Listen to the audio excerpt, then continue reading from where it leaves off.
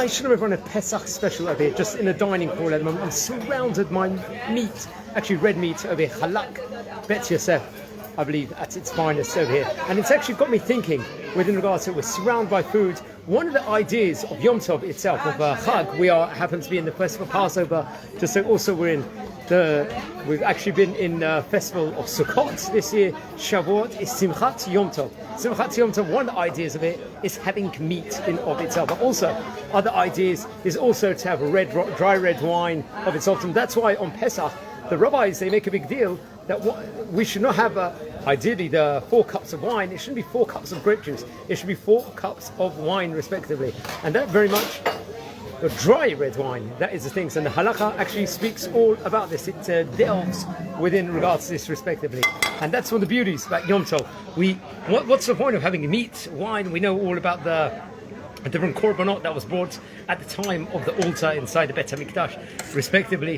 One of the ideas is that we gladden our hearts. We don't use the food as I think, just to satisfy, let's just say, our desires and what we like. We use it for elevating ourselves. How can we serve Hashem better? We have this abundance of food, and we say thanks to Hashem with it.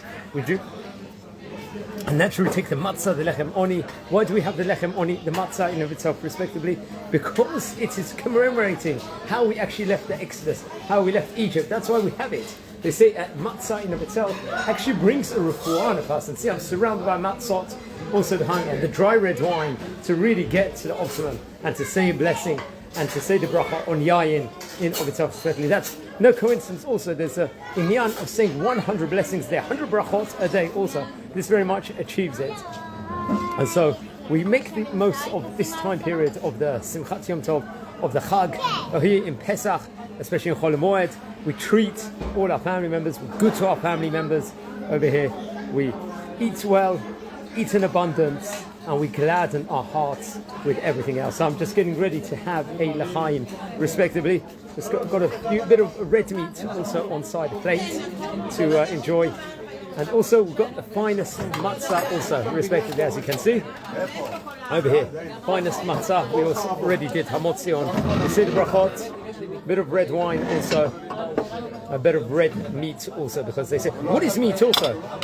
Some people will have think that chicken is meat or other, but really the red meat is the meat is actually the red meat in itself. And that's when they say Simchat Yom Tov, Simchat Chag, it's basar and yayin together, meat and wine together. You need both of those components, and that is a real simcha within regards to that. But whatever we're eating, whatever we can afford, let's just make sure we're happy the whole time. We thank Hashem. There's famous rabbi, the Baal Shem Tov, actually, he didn't have much money, and he had the most grandiose Shabbat dinner with Shabbat guests, where he had the most fantastic food.